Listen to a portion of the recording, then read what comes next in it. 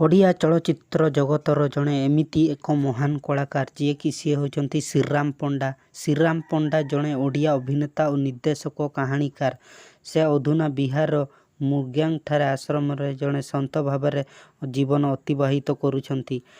ଶ୍ରୀରାମ ପଣ୍ଡାଙ୍କର ଜନ୍ମ ଓଡ଼ିଶାର ନବରଙ୍ଗପୁର ଜିଲ୍ଲାଠାରେ 1954 ମସିହାରେ ହୋଇଥିଲା। ସେ 80 ଦଶକର ଓଡ଼ିଆ ଚଳଚ୍ଚିତ୍ରମାନଙ୍କରେ ଅଭିନୟ କରୁଥିଲେ ଏବଂ ତାଙ୍କର 1972 ମସିହାରେ ଧୀର ବିଶାଳଙ୍କ ଧରିତ୍ରୀ କଥା ଚିତ୍ରରୁ ଶ୍ରୀରାମ ପଣ୍ଡା ଅଭିନେତା ଜୀବନ ଆରମ୍ଭ କରିଥିଲେ। ସେ 52ରୁ ଅଧିକ ଓଡ଼ିଆ ଚଳଚ୍ଚିତ୍ର ଓ ବଙ୍ଗାଳୀ ଚଳଚ୍ଚିତ୍ର ଅଭିନୟ କରିଛନ୍ତି।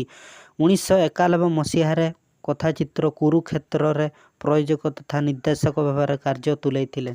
ତାଙ୍କୁ 2011 ମସିହା ଜୟଦେବ ସମ୍ମାନରେ ସମ୍ମାନିତ କରାଯାଇଛି।